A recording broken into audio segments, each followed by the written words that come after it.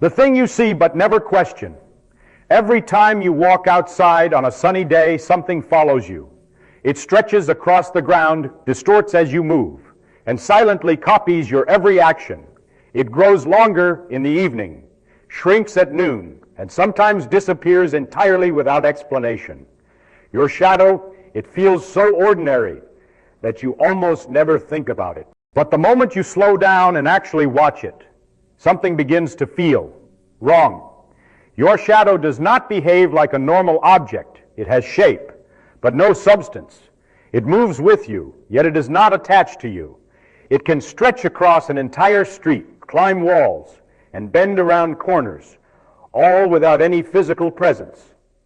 And then there's something even stranger. A tiny movement of your hand can cause your shadow to sweep across a distant surface instantly. If the surface is far enough away, that movement can travel faster than anything you have ever touched, faster than a car, faster than sound, even faster than anything that carries mass. Yet nothing is actually moving in the way you expect. This is the first crack in the illusion. A shadow looks like an object. It has no weight. It cannot be touched. You cannot pick it up, break it, or interact with it directly. And still, it behaves in ways that feel physical, changing shape, shifting position, and reacting to the world around it. It exists. But not in the way objects exist. Think about this for a moment. If you place two objects side by side, they can collide, push each other, or exchange energy. But a shadow cannot do any of these things. It cannot interact. It cannot resist. It cannot exist independently. And yet, you can clearly see it. That contradiction is easy to ignore because your brain treats shadows as part of the object that creates them. You don't see a shadow as something separate. You see it as an extension of form, a visual echo of the object itself. But physically, that is not what it is. A shadow is not made of matter. It is not made of particles. It is not even made of energy in the way light is. It is the opposite. A shadow is defined by what is missing. And that leads to a deeper question. How can something that is literally the absence of light behave like a moving shape in the world? How can nothing appear to have structure, motion, and form?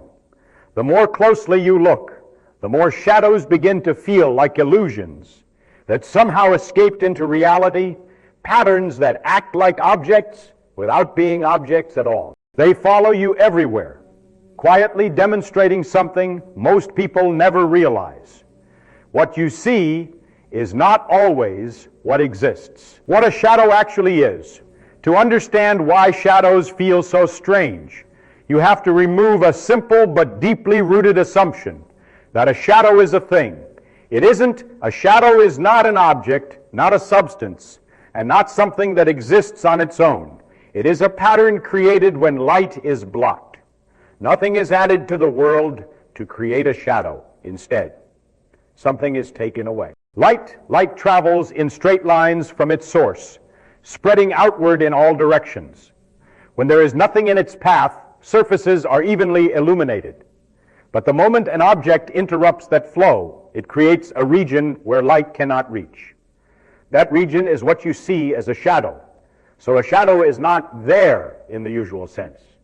It is simply a place where light is missing. This sounds simple, but it leads to something surprisingly complex, because light rarely comes from a single, perfectly sharp source. Shadows are almost never perfectly defined. Most light sources, the sunday, a lamp, even your phone, emit light from a spread out area. This creates two distinct regions within a shadow. The first is the darkest part, where light is completely blocked. This is called the umbra. In this region, the light source is fully hidden behind the object, so no direct light reaches it. Surrounding it is a softer, lighter region known as the penumbra. Here, only part of the light source is blocked. Some light still reaches the surface, creating a gradient between full brightness and complete darkness. This is why shadows often appear blurred at the edges instead of perfectly sharp. What you are seeing is not an object fading out. It is light gradually returning. This also explains why shadows change shape and intensity depending on their environment. Move the light source closer, and the shadow grows larger and softer.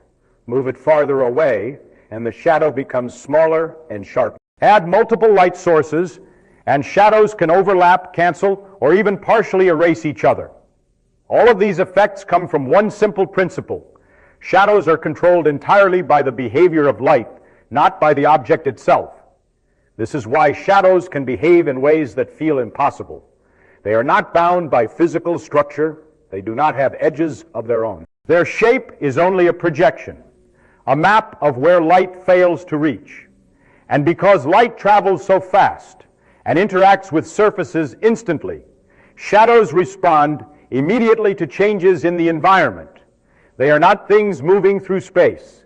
They are patterns updating in real time. Once you see it this way, the shadow stops being mysterious as an object and becomes something else entirely, a dynamic record of how light, space, and matter interact at every moment. But this realization leads to an even stranger consequence. If a shadow is just a pattern, then its movement is not limited by the rules that apply to physical objects. And that is exactly why shadows can behave in ways that seem to break the laws of motion. Why shadows break the rules of motion at first glance. A shadow seems to move exactly like the object creating it. You move your hand and your shadow follows. You walk forward and it stretches ahead of you. Everything feels normal until you change the scale. Imagine standing far from a wall with a small light source behind you. On the wall, your shadow doesn't just move. It sweeps across a huge distance almost instantly. Make the wall farther away, and something strange happens. A tiny movement of your hand can cause the shadow to travel faster and faster across that surface. In theory, if the surface were far enough, the shadow could move faster than a car, faster than sound, even faster than light. Physics tells us that nothing can move faster than light. So how can a shadow appear to break that rule so easily? The answer reveals something fundamental. A shadow is not a physical object moving through space. It is a change in a pattern of light. When you move your hand, you are not sending a shadow across the wall. You are simply changing which parts of the wall receive light and which parts do not. The motion you see is not something traveling. It is something updating. Think of it like a spotlight sweeping across a stage. The bright area moves quickly, but nothing physical is actually traveling across the floor. The light is simply turning on and off at different positions. A shadow works the same way. When your hand moves, it changes the direction of light rays. Those rays either reach the wall or get blocked. The moment the change reaches the surface, the shadow appears in a new position.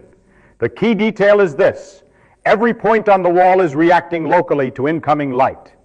No single thing is moving across the entire distance. This is why shadows can appear to move faster than any object. They are not carrying mass, energy, or information from one place to another in the way physical objects do. They are just the result of many independent points responding to changes in light. Each point changes as soon as the light reaching it changes. So even if the shadow sweeps across a massive distance, nothing is actually traveling that full path. The motion is an illusion created by synchronized changes happening at many locations.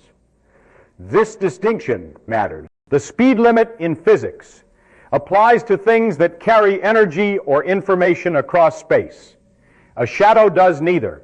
It is not a signal being sent. It is a pattern being updated. That's why it can appear to break the rules. And this leads to a deeper realization. What looks like motion is not always motion. What looks like an object moving through space can sometimes be nothing more than a shifting pattern created by underlying processes you cannot see. Shadows expose this illusion clearly.